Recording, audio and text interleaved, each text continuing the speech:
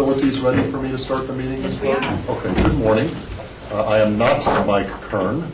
Our esteemed Chairman Mike Kern could not make it today due to a family emergency, I believe. So I've been designated the chairman of this audit committee meeting for February 10th, 2011, which I would like to call to order. Are we in compliance with the open meeting law? Yes, sir, we are. Thank you. The meeting has been properly noticed and posted in compliance with that open meeting law.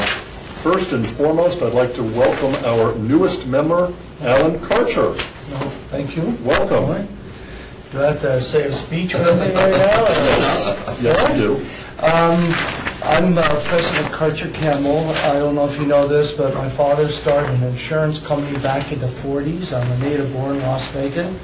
I went to North 9th, Roy Martin, and Vegas High School.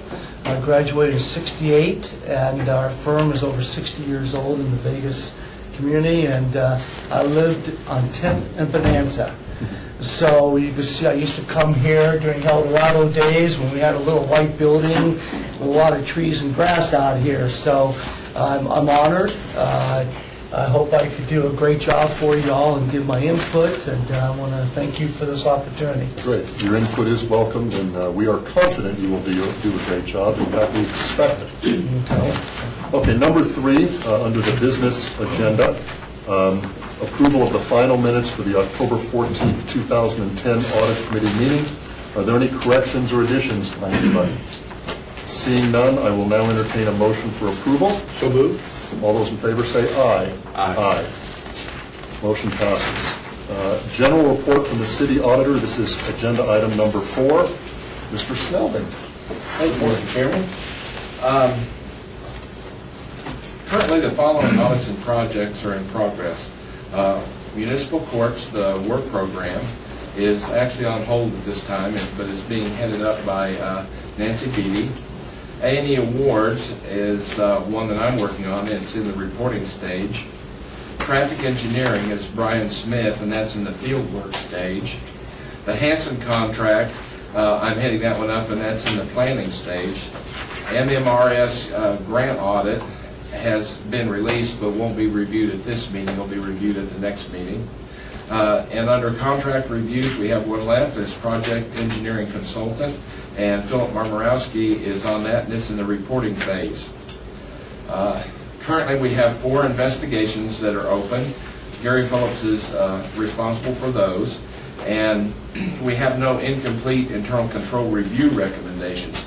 Previously, you asked us to report on all incomplete recommendations on issued internal control reviews, and currently no internal control reviews have incomplete recommendations.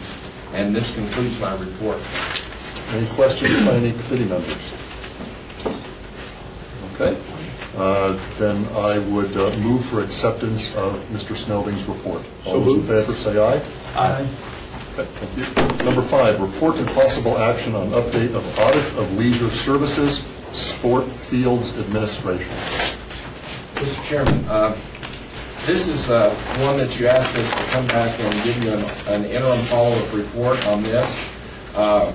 Nancy Beattie is the person that's been working on that. In fact, the reason that her next audit was put on hold so that she could spend time working on this, and she's been dedicated pretty much 100% of her time to working and helping and getting these things resolved. And so I'll turn the time over to her and allow her to walk you through this. Good morning, Chairman and members of the committee. Trina Robertson and Carol Diaz were assigned the responsibility for implementing new policies and procedures to address the concerns noted with the audit report. I wish to thank Trina and Carol for all the hard work they have done to complete this goal. Policies and procedures have been developed and approved by Steve Hartson, the Director of the Newly formed Department of Parks, Recreation, and Neighborhood Services. Staff is receiving training on the related newly developed processes.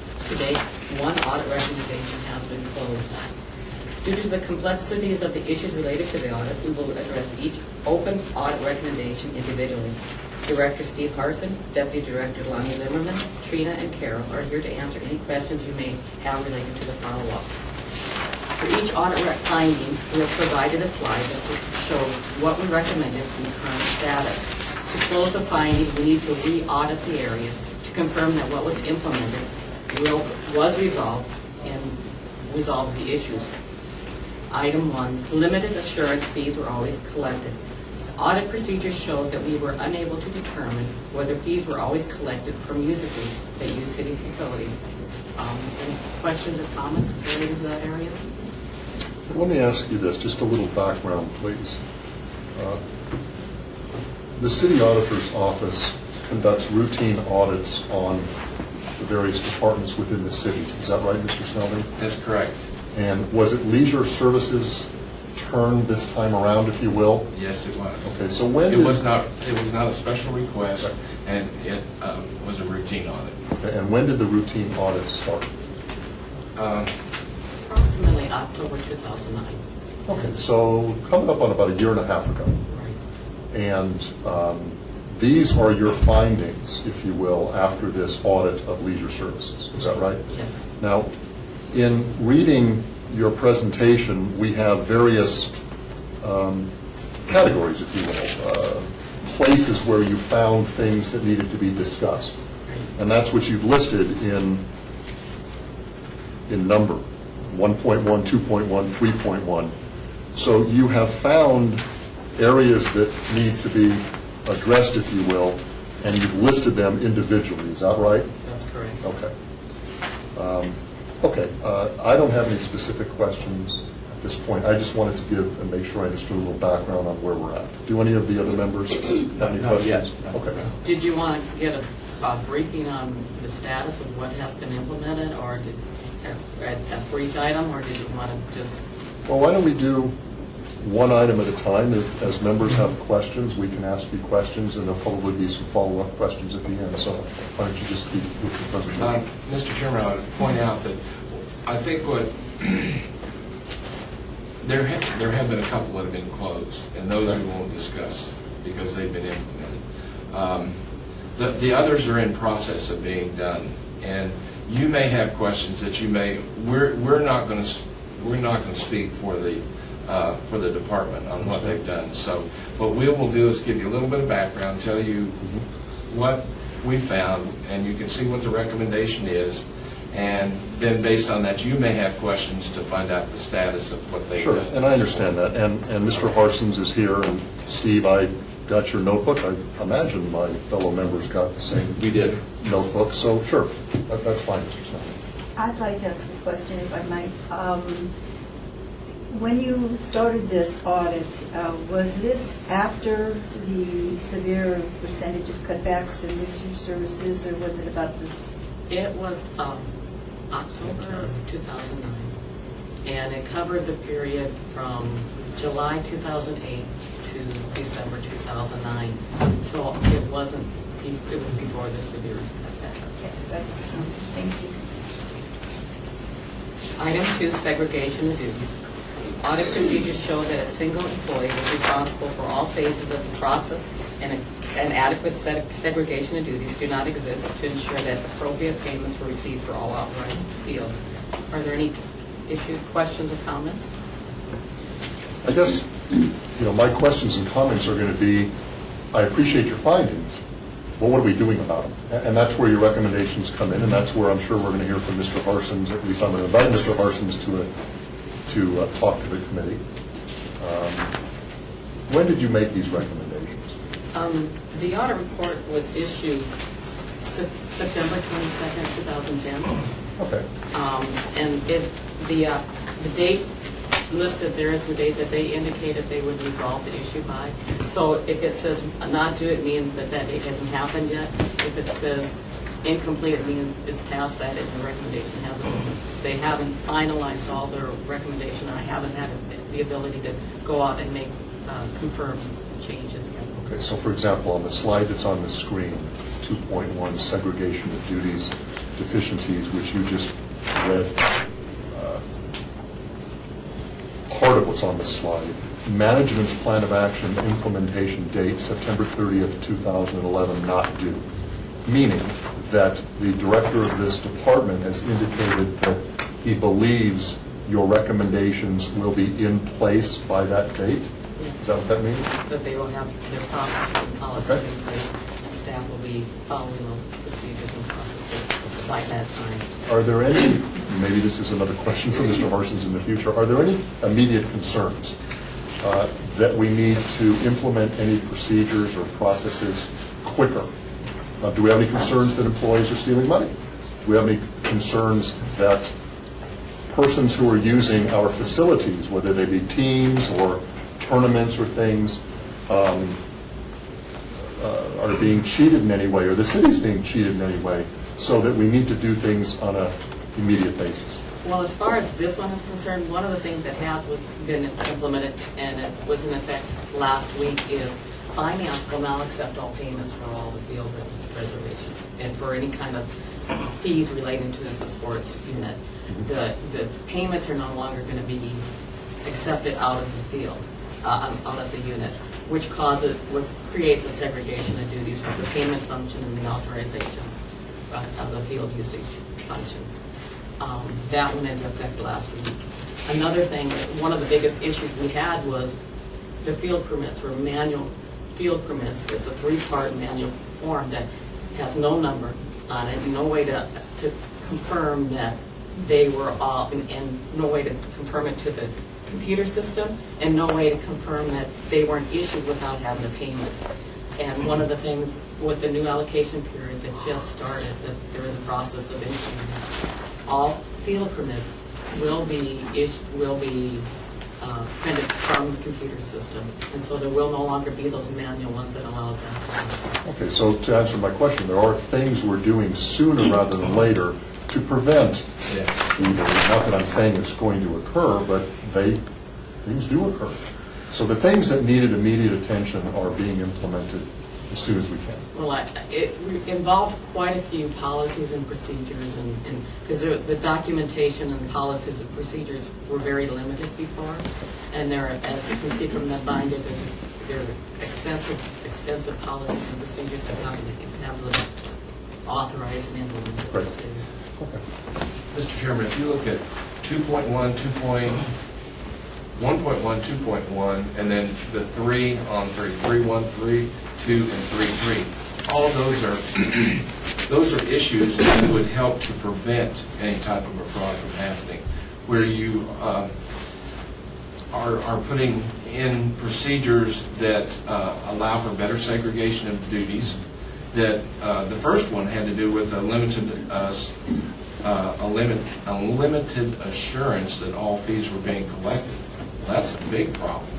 So as the first 3, for sure, are really designed to help improve the controls around this and prevent something like that, something illegal from happening, skimming or diversion of funds. So these are really pretty basic things, and they're started on.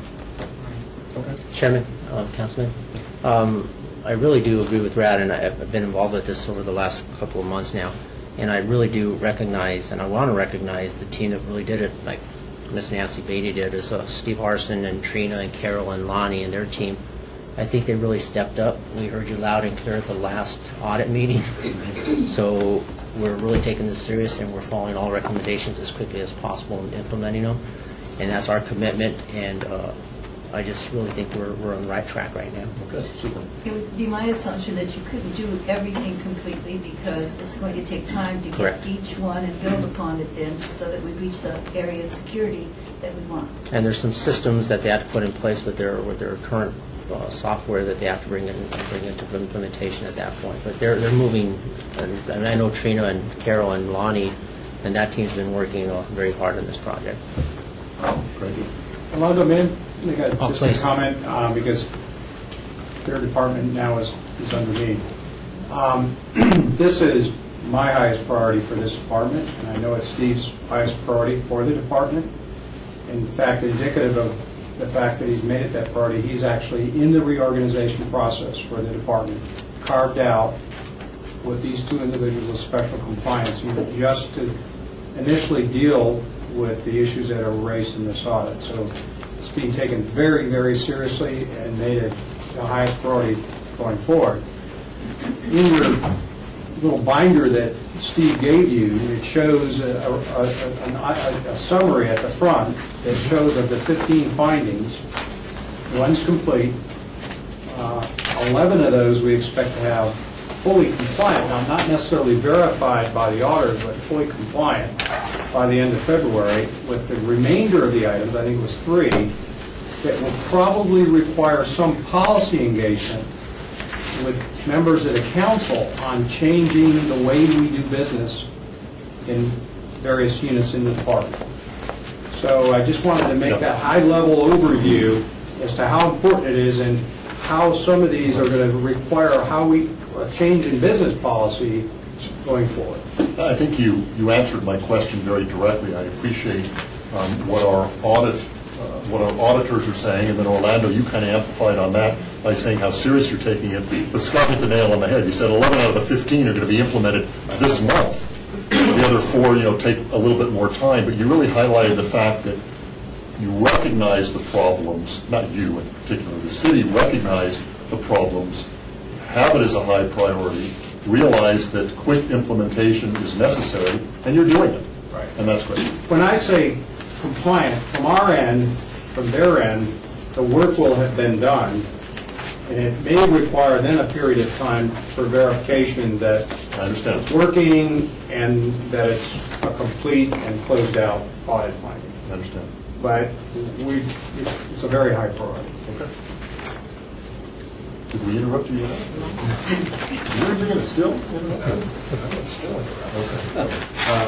A point that Mr. Adams made is very much correct and needs to be emphasized on our part.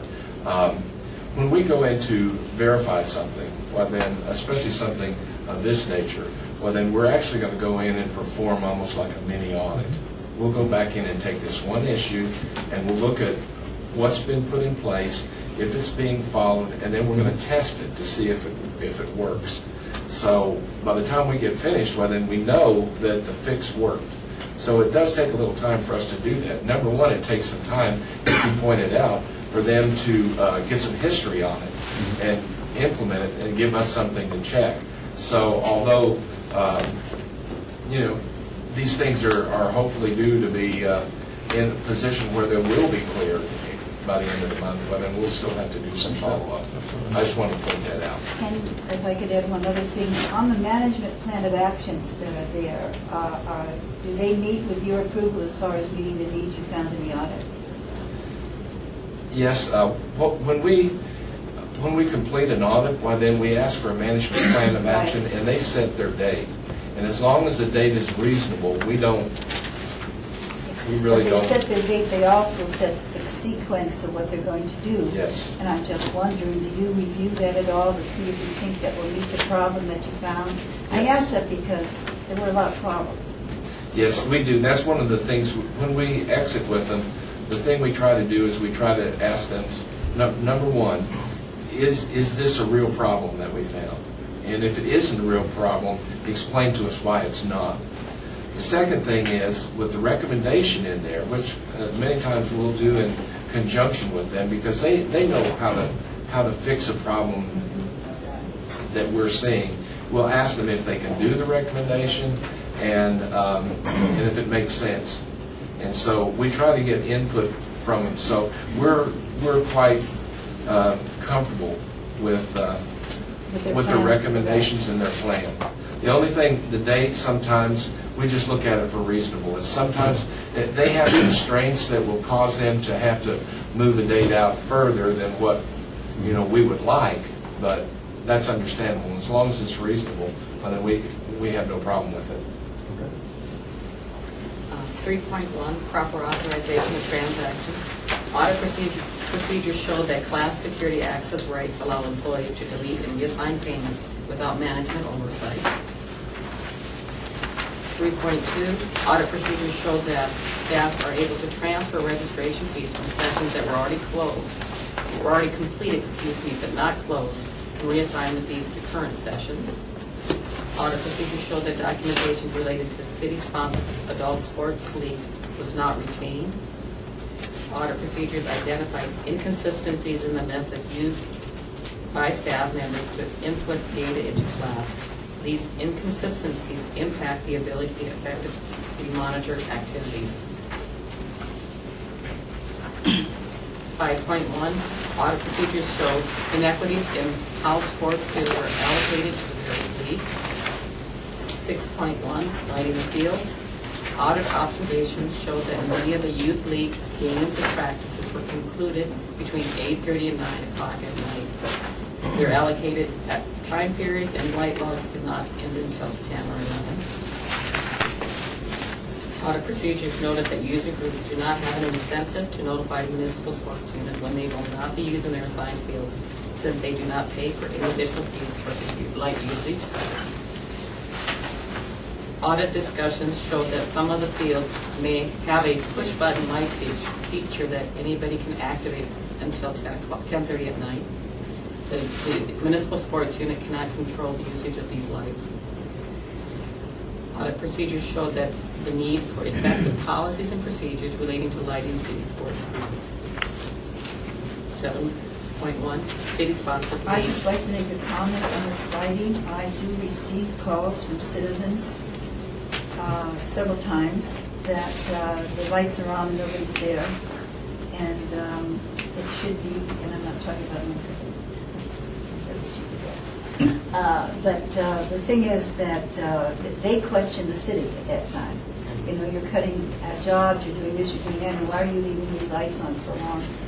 And what you're saying here is one reason is because we don't have the proper push-button mechanism to There are, control. well, what staff told me is that there are some of them, some of the fields, all they have is a push-button function, which means anybody can go out and push it at any given time. And it's difficult for them to use those particular fields because they can't control when the lights go on and off. That's what that related to.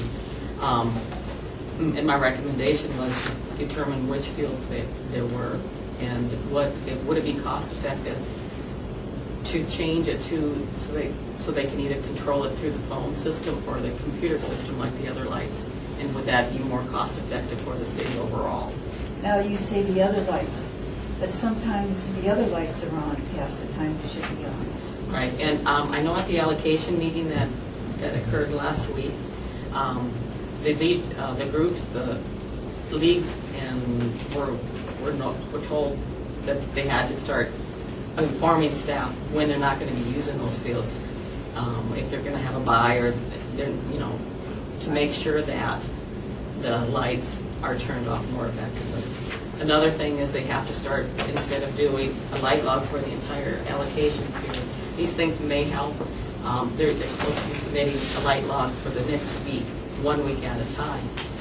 And that would be more, to coincide more directly with what that schedule is for that particular week. Instead of going for 6 months, this is what we need the lights for. Well, I think that if we have a league or a team represented where it's a continuous pattern that they aren't there, enough days are there, they leave early and don't get the lights turned off, that we should hold that in consideration when we allocate parts. And one of the policies that they did implement was a three-strike policy, so that if you get, and then the lights are included in that three-strike policy, so that if you have 3 times, and then where you have you're in violation of policies 3 times, and the third time may impact whether you get fields in the future, or whether. I think there has to be a consequence because they're not caring enough. And Chairman, if I may, we're also looking right now is making them a little bit more accountable by charging a higher hour use for the lights. But we have to do a business impact fee because it will be impacting the users, so we're in the process of doing that. But we are trying to make it a lot more accountable, making the users of these fields that it's not their, it's on our dime, making them, if they keep the hour on for, the lights on for an hour, they're going to pay for that hour. If it's on for 2 hours, they're going to pay for their 2 hours. And that's a process that they're going through right now. And I'm not sure if Trina or Lonnie wants to speak up on that, but that's the process where we're headed. So I think Lonnie Zimmerman, Deputy Director. I think the important thing to know, first of all, I don't think, just for the record, is Carol Diaz and Trina Robinson will never, ever get the credit that they deserve for their assistance in really, a good thing from the timing perspective is bringing a fresh set of eyes and certainly a competent set of eyes. And I know that both myself and my staff have caused them frustration. But when it's all said and done, we wouldn't be here today without their policies.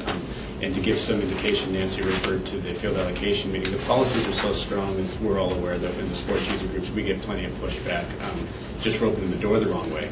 And we've gotten plenty of pushback, but our policies are so strong, and thanks to them, that our field users are now understanding.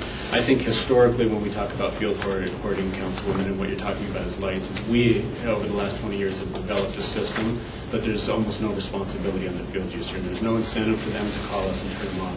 Now what we're doing is switching that. Certainly if it's tied to a price, or certainly if they have the chance of losing their fields, is they'll have greater accountability.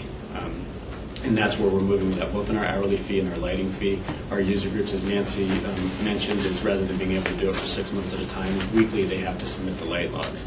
And we're hoping that will control it. I really think that the incentive will be is what's costing them money to use the field and have the lights on. That's the real incentive. It's very easy to get careless and not call our office when you're just going to park. Well, these are feel-good activities, and everybody feels good with them, and they get happy or excited, or they forget this or that.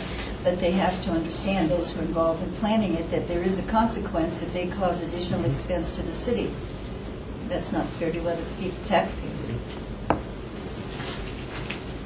7.1, city-sponsored leagues waiver liability waivers. Audit procedures showed that team rosters and fine liability waivers were not consistently being retained for individuals that play on the city-sponsored adult leagues. 8.1, liability waiver retention policy. Audit procedures showed that the liability waivers for city-sponsored adult leagues were being retained for 2 years. The waiver liability included both personal injury and property damage. NRS allows if individuals to file claims for property damage for 3 years. 9.1, league and tournament user group liability waivers. Audit procedures showed that the documents signed by the representative of the league and tournament user group state waiver of liability to ensure that adequate processes are in place to limit the city's liability. We made them the recommendation. Mr. Chairman, can I add something to this? This particular one, you can see our recommendation was to contact the city attorney's office and get an opinion on this, on what should be done. And the opinion was, it was a long opinion, but in a nutshell, it was that Get their signature on a document was the opinion, right? Yeah, that was the opinion. And the solution that you'll find in your handout from the department went another direction. And let me just, kind of by way of background, let me let you know that whenever we make a recommendation, although we talk to the department about it, if the department comes up with another way to solve the problem, well, then they're welcome to do that as long as it corrects the problem that we see. If it doesn't, then we're not going to move it from an incomplete status to a complete status. The only way we can do it is when we come back out and test it and the problem's resolved, then we can move it, even if it's something we didn't recommend. But if it fixed it, it's okay and we'll move it. But if we don't think it does move it, the only way that they can get this off of the follow-up or out of the follow-up status or out of the incomplete status is to bring it to you, this committee, and have the committee listen to the argument as to why it should be closed. This committee meets, do we meet quarterly, Mr. Snelling? We do. I would think that there would be some intervention with the city manager's office. Well, they could, but if the department and you are having a disagreement, you don't want to wait until 2 months go by for the next meeting of this audit committee meeting to fix the problem. But to remove, my promise to you, as my commitment to you as the auditor, is to not remove a finding unless it's completed, in my judgment, unless you tell me to. So I guess we can fix the problem, and it can be fixed, but if we decide it didn't do it, we're not going to remove it until we're directed by you. Otherwise, I could willy-nilly go through there and clear things that may or may not be clear. So that's the process. That's the obligation or the responsibility that I assume you have, Mr. Snelling. You're not going to remove something from the incomplete list unless you're satisfied that the problem has been fixed, whether it be by your recommendation or the department's alternative recommendation or combination thereof. No, that's just logical. That's logical. But if it turns out that we have a disagreement to the point that they've implemented something and we don't think it fixed it, we're not going to remove it from the incomplete list unless you direct us to. Now, there's been occasions over the years where we've actually found something that either became a moot issue because the finding was no longer valid because of some circumstance. We'll actually come to you and ask you to close those, to authorize us to close those. Point being is I'm not going to close anything unless I get it approved through you. So we do have a disagreement here, and eventually you're probably going to see it again. And Chairman, if we can touch on that real brief. We ran that by our workman's comp, Vicki Robinson, and she ran it by our insurance carrier. And the difference is there, and I'll let Trina touch on it because I was just a little bit involved, but if you would elaborate on it a little bit further, what her findings were and why signing a paper really doesn't mean much for us in the liability long run. So Trina, if you'd please touch on it. We had subsequent meetings with Vicki Robinson, the manager of insurance services, related to the group liability waivers and individual waivers. And she had discussions with Dr. Deeb, our insurance carrier. And he reported back to us that the signed waiver by the individual players would not necessarily indemnify the city of Las Vegas. And he recommended that we follow and only use our general liability in addition to the endorsement page as insurance, and that would be for all of the users within the league. Professional deference was to Mrs. Robinson as well as Dr. Deeb on that, and of course the audit recommendations indicated the individual waivers. Staff in our interviews, Carol and I interviews, indicated that it would be too cumbersome for tournaments and league players to have each individual player sign a waiver.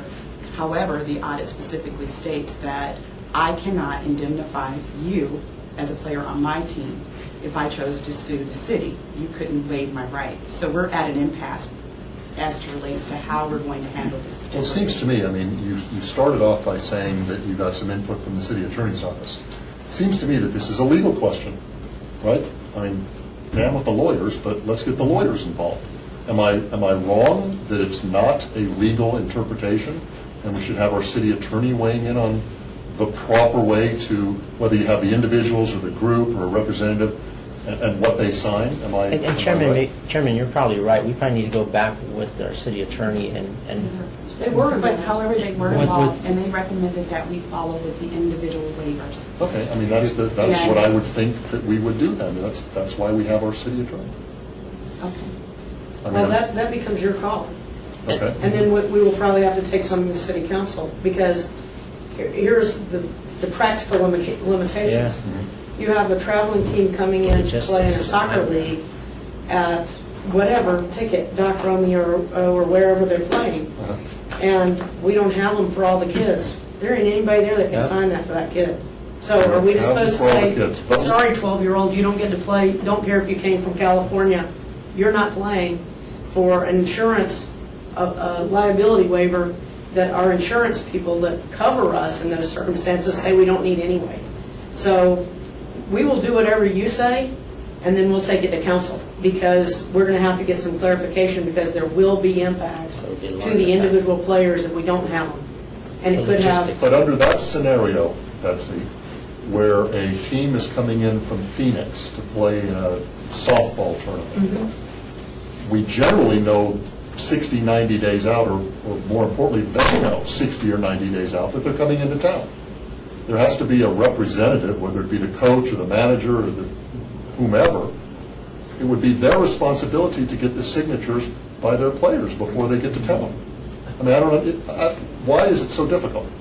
And let me. If Lonnie wants to touch on Maybe that. from a practical standpoint, because you got the 12-year-old kid that joins the team 10 days before the tournament. I mean, I think there's two things on that, Councilman. One is, I think the Mayor's Cup is a real good example when you've got teams from 18 countries coming, and not just Mexico and Canada, Sri Lanka and Russia, and the enforceability. The second one is actually the enforcement. Do I go out there, does my staff go out there when there's 3,300 players that are involved in our league, they're actually coming from out of the state, out of the country, is how do I know that the child from Sri Lanka, his name matches up to and the other aspect too is what we found out in the training is like Trina referred to, is because I can't indemnify somebody, or the parent sending indemnification and signing it on the way, or we actually having the 12-year-old, it just becomes the enforceability. And actually the Mayor's Cup is the largest, second largest international tournament in the world, but it's actually a small tournament by tournament standards. When our actual outside user groups are bringing teams of 500 and 600,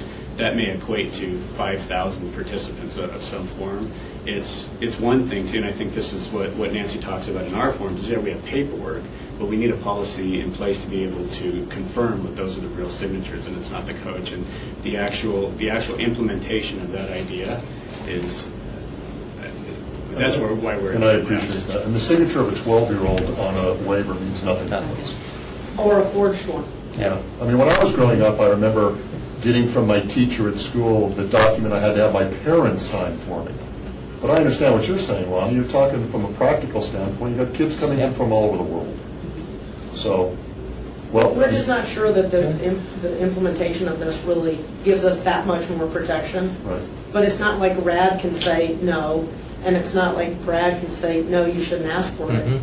But I also think we need to be really careful about creating another standard that may not really strengthen our position if there's some liability created. And I think that's what our insurance provider is telling us. You're not strengthening your position by having this. The other problem too, when you do waivers, in a sense, they also got to be in the language of the ethnic group that's playing too, because if it's English, they don't understand the language. That gets thrown out. So that's tough too. There could be other ways to protect the city on that, but litigation, when you have kids in there, when they turn 18, they could turn around and sue. If there was some negligence on there, I think you have to definitely prevent the negligence. But number two, there could be a way of transferring all this in a TULIP program or something. If the city would look at something like that, that's what the convention center does for all their special events. They have a TULIP program. It's a tenants user liability insurance program. It goes in effect, and it adds about $1 million protection on all special effects that comes, events that come into the thing. So there's ways to protect it, but waivers do help a little bit, but you also know they can sign it at 13 and 18, they could turn around and sue you again anyway. So I think for the record, I'm sorry, sir. Yeah. For the record too, it's because you mentioned insurance. We do require outside operators to carry $2 million in insurance and name us as additionally insured. The one thing we did learn in this is we need it per occurrence. We weren't enforcing that, but we needed to cover, as you referred, the child until they're of age. But we do require outside user groups to carry an additional insurance policy. and that's the other thing I was going to say. You have to make sure it's current, because a lot of these will do a claims made.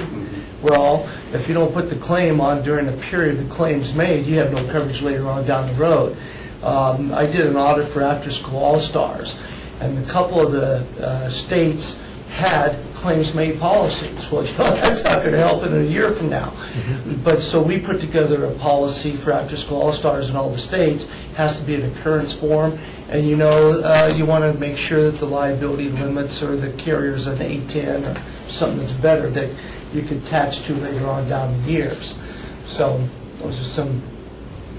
Isn't it coincidental that we had an insurance issue come up at your first meeting, and your input is, and more importantly, I would have never thought that TULIP would have been an acronym for anything. Yes. Could you repeat what that is? TULIP is a tenants user liability insurance policy. It's a fail-safe system. The convention center uses it because they'll get some things down at Cashman's Field. People go, well, I can't afford insurance or anything like that, but the premiums in those things are like $50, $100 for an event. So they're very affordable when you put something like that in there. It could be an option to help protect this waiver issue. I just want to put that out there. And we'll certainly do some research on it. At this point, I mean, we've discussed the issue a little. Is it appropriate, Betsy, for me to ask you for what your recommendation would be? Well, I mean, I think Mr. Carter's given us some things that maybe we need to explore in the blanket one. I'd like to look into that first and see if maybe that alleviates any of the concerns of the city attorney's office or the auditor's office and what helped them frame up this recommendation. and then, maybe address it at a subsequent meeting. Okay. That'd be my feeling. And I think this wasn't really designed to have us really drill down and figure out, is this good enough? Is what the city administration wants to do good enough? We're clearly not really prepared for that today, but I think what Rad was trying to do is say, problem, Houston, we have a problem here, and we don't see a clear reconciliation path. Right, Rad? That's right. So we'll continue to work on it. Appreciate the council today. And then if we can't get something worked out that meets everybody's satisfaction, we'll just have to pick. And then we'll let the council know what the operational impacts of doing that are. The municipalities have really some good advantages in staying the back. That tort liability cap, your first duty of inspection, and things like that. So, you can put that into some type of program, and I'd be happy to talk to Brad, too, if you need me to work out some of these deals, if you don't mind. Thank you. Great. Good. Okay. 10.1, Certificate for General Liability Insurance. Audit procedures showed that a consistent process was not used to ensure certificates of general liability were obtained and retained for all periods of use, and there were inconsistencies in how the certificates were being prepared. 11.1, Security Requirements. Audit procedures show that there are no standardized documented security requirements for user groups that use city sports fields. 12.1, Concession Permits. Audit procedures showed that it was not possible to determine whether required steps were completed when issuing concession permits, since the documentation was not always retained. 13.1, Nonprofit status. Audit procedures showed that adequate procedures were not always completed to determine nonprofit status. And 15.1, Disabling class user access. Audit procedures showed that a systematic process was not in place to disable class access. This completes my briefing. Are there additional questions? Thank you very much, and you survived that very well. Good presentation. Do any of the committee members have any other questions at this point on this agenda? I just had one, Mr. Chairman. In looking at this, it looks as though there's so many items that have been brought up by several of you that have occurred. And this is such a large area here.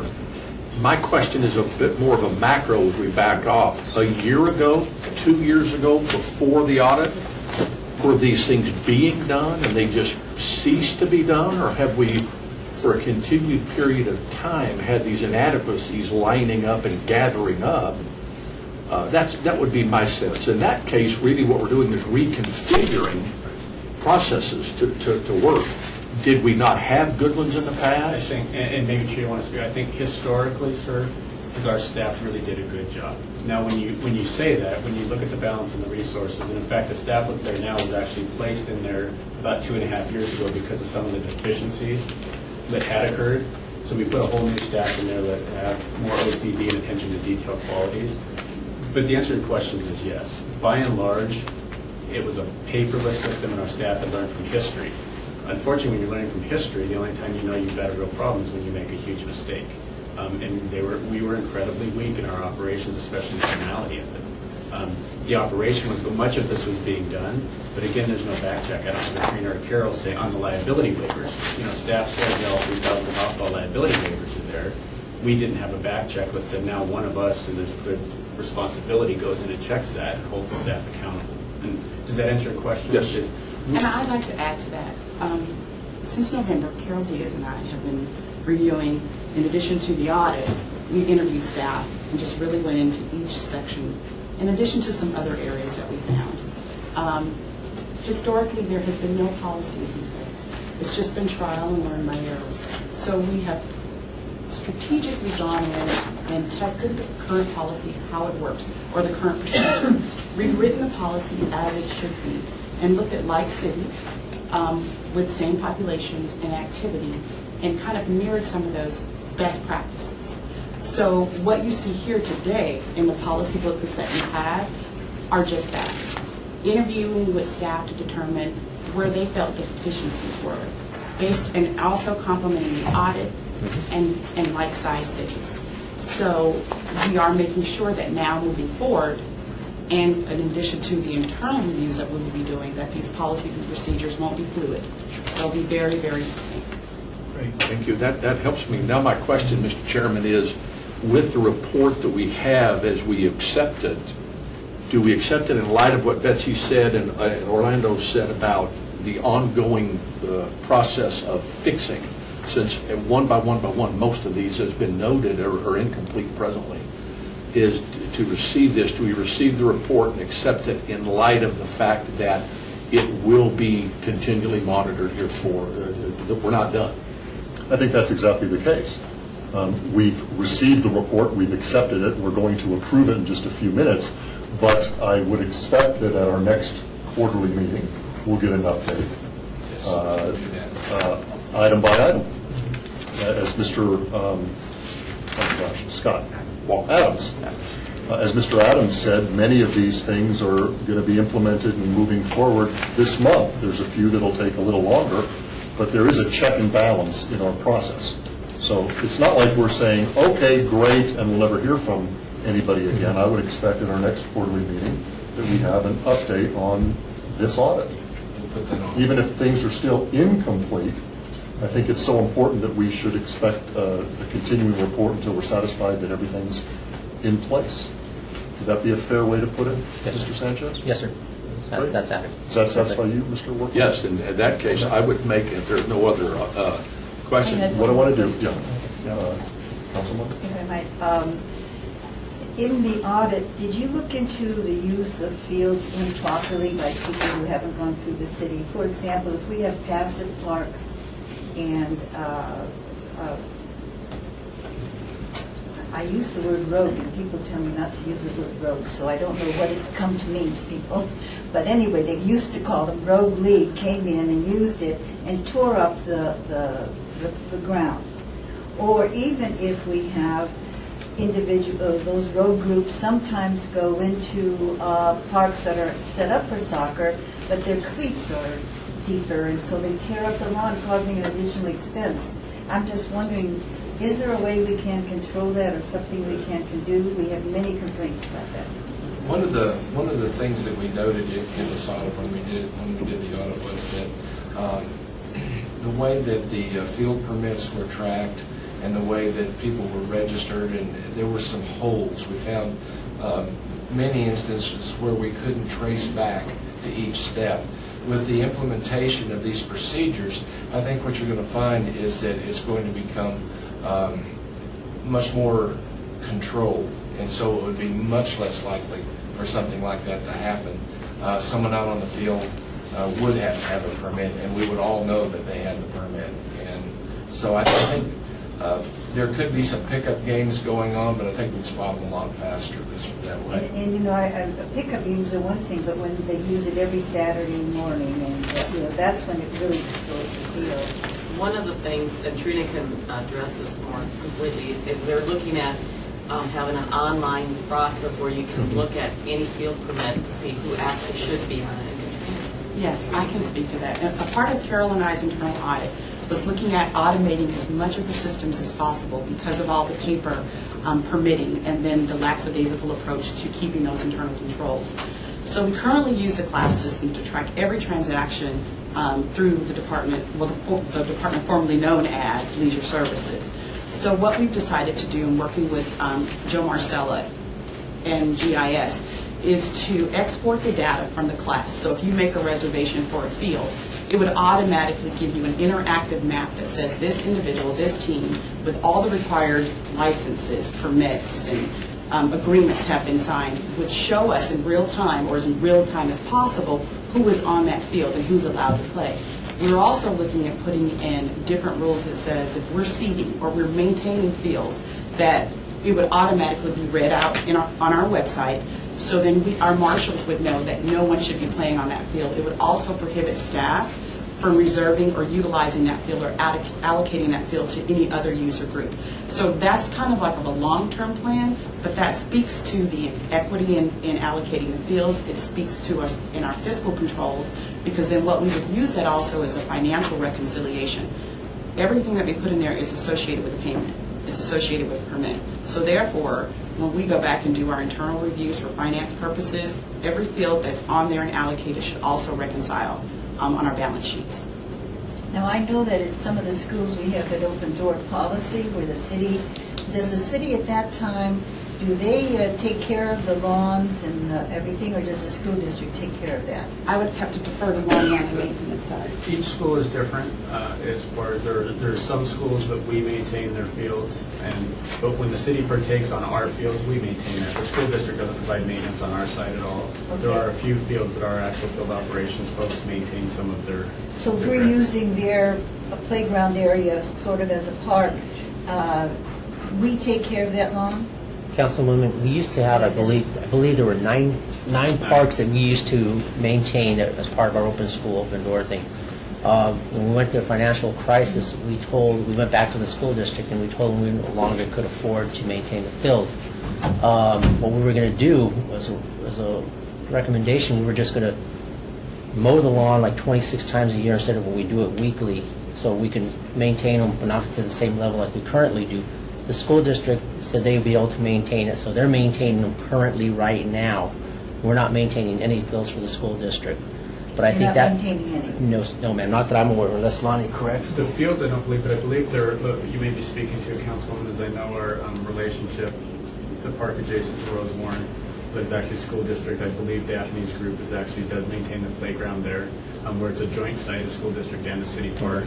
Currently, this is our first year where our field ops are not providing their field site. And I believe, Orlando, if they were right, is the district found money for 1 year, and we're supposed to revisit it after this calendar Correct. year to see if we would fall back into the 26 times per year. I was thinking of a school like Pittman. The only concern I had was I do know that some principals get money for letting leagues use their playground. And I thought if they got money for it and we were paying for the upkeep, that maybe we should get some too, Correct. of that money. Okay, at this point, Mr. Harsons, your name's been bantered about a couple times. I did read your report, and I'm pleased. I think you said something in your report that kind of amplified what Lonnie said a few minutes ago. You said, please bear in mind there were little or no written policies and/or procedures that existed, and this goes to what you were talking about, Paul, that prior to this audit, and most everything had to be researched and developed based on staff interviews, best practices, and what ultimately makes sense for the city of Las Vegas. So I appreciate the work you're doing in the future. Trina, I don't want it to go unnoticed for all the work you've done and others as well. So thank you very much. Mr. Harsons, do you want to chime in at all? I think it's all been said. I really do appreciate Trina and Carol have done a phenomenal job. Lonnie and his staff has done a great job. I just want y'all to understand that I do take this seriously, as Scott said. I had an opportunity with reorganizing the department into a mega department to put the focus on this. This is something that this unit will be working on with this audit and every other system within the department. So I think it's going to be a benefit to the city, to the department, and I hope you all be pleased over Great. the next year or two. Great, And thank you. it shows how important our audit department is, because as Absolutely. you said, you have a fresh pair of eyes and you don't realize a lot of things do slip by. With that in mind, do I have a motion to accept the report? Mr. Chairman, can I make one? Sure. I just want you to know and city management to know that we'll continue to support them. Like I said at the beginning, Nancy has spent a lot of time on this, and she'll continue to spend the time on it until we get this to the point where it's done. Great. She's put several of her projects on hold, and we'll start trying to work them in, but we do have a commitment to you to work with you on that. Well, it sounds to me like we have some of our best city employees working on that. Great. Mr. Workman, did you? Yes, I'd like to make a motion, we accept the report with a thank you and kudos. In all the years I've been on this committee, we've never had a book before. This has not been noticed. Thank you for all you do, and the quality of this is excellent, and it mirrors the dedication all of you have to the city, so that is my recommendation. Great. All those in favor of accepting the report, say aye. Aye. Okay, number 6, discussion and possible action on audit of East Service Center employee gas theft. Mr. Chairman, Gary Phillips was the lead auditor on this audit, and he'll give his report. Morning, Chairman and council members. Field Services operates the E-Service Center under Field Operations. The E-Service Center is located off Bonanza. The E-Service Center helps maintain and repair the city's 800 licensed vehicles and 200 equipment items. The city's fleet is serviced by both the East and West Service Centers. A city employee alerted a supervisor that another city employee was taking fuel from one of the vehicles being serviced. At that time, the Department of Detention and Enforcement was notified, and D&E set up the surveillance of the area. The allegation was substantiated. The suspect was observed taking approximately 100 gallons of fuel from 20 different vehicles from March 15th through April 21st. The scope of the audit was limited to the evaluation and controls related to the prevention of fuel theft from the E-Service Center, observations of work processes, and to review adherence in city policy and procedures and applicable guidelines. We had recommendations concerning the fuel in vehicles being serviced. We recommended that fleet service should install appropriate security devices to prevent and minimize theft from city-owned vehicles by installing locking fuel caps and anti-siphoning devices in city-owned vehicles. The other recommendation was control over equipment use, and we recommended that fleet services should implement policies and procedures to control and limit the use of city-owned equipment. We received management responses from both recommendations, and the city auditor's office is working closely with fleet services to have these recommendations closed out. Are there any questions? I'd like to see the video. We have to ask. Sharon? Where's the video? I'm sure it's part of the criminal investigation, sir. That was my second question. What happened to the employee involved? Honestly, I'd have to follow up. Gary, Yeah, our it's in policy has litigation been, right now. we've He's had- been criminally prosecuted. Okay. I noticed Oh, yeah, it's fine, of course. in the beginning of your report, you referred to him as an employee, and a few paragraphs down, he was a suspect. Yes. Okay. Now he's a former employee. Okay. Thank you very much. Any committee members have any questions? Okay. Do I have a motion to accept the report? I move to accept the report. All those in favor say aye. Aye. Aye. Number 7, discussion and possible action on audit of city clerk's office passport services. Thank you, Mr. Chairman. Brian Smith was the lead auditor on this audit, and he'll give you his report. Great. Our office completed an audit of the passport services function at the city clerk's office, and I'm grateful for the support I received from management in completing this audit. In May 2008, the city clerk's office became an authorized passport acceptance facility for the Passport Services Division of the Bureau of Consular Affairs, which is the U.S. Department of State. And as a passport acceptance facility, the city clerk's office accepts passport applications and ensures all materials needed to process the application are correctly submitted. And city clerk office employees that process the passports must meet specific requirements and receive training to become approved passport acceptance agents. The city clerk's office had 12 employees that qualify as passport acceptance agents at the time of the audit. And during the fiscal year ended June 30th, 2010, the city clerk's office had processed 651 passport applications. Now, the city clerk's office receives a $25 execution fee for each passport application processed. In addition, they receive passport photos, or they provide passport photos for $10 each. And the city also receives payment for overnight postage fees if this service is requested by the customer. And all other fees from customers are sent along with the passport applications to one of 2 passport issuance agencies for processing.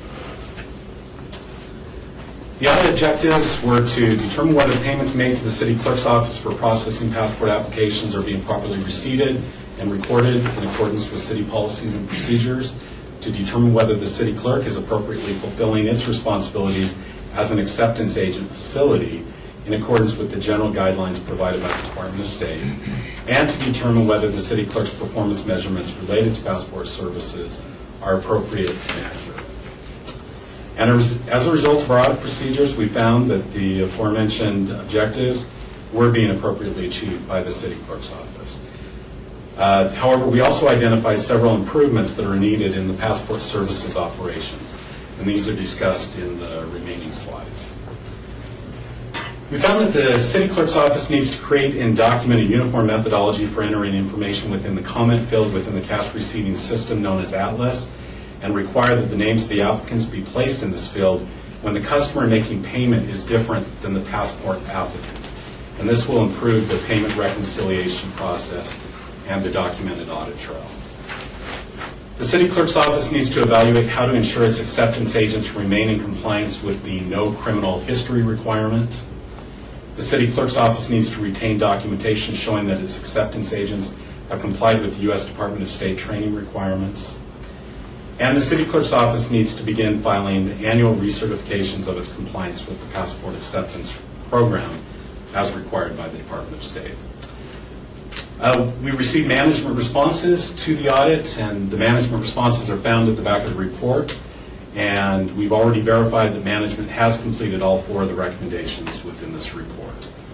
And I'd be glad to answer any questions you may have. Thank you. Good job. You only have 4 things you have to do compared to the other departments we talked about. Any questions by committee members? Okay, may I have a motion to accept the report? Move to accept. All those in favor say aye. Aye. Citizens' participation, public comment during this portion of the agenda must be limited to matters within the jurisdiction of the committee. No subject may be acted upon by the committee unless that subject is on the agenda and is scheduled for action. If you wish to be heard, come to the podium. Where's the podium? Come to the podium and give your name for the record. The amount of discussion on any single subject, as well as the amount of time any single speaker is allowed, may be limited. Are there any citizens who desire to speak? Seeing none. But Val did say that sounds like an audit finding, there's no podium. May I have a motion to adjourn the meeting? I so move. All those in favor say aye. Aye. Good job, Mr. Karcher.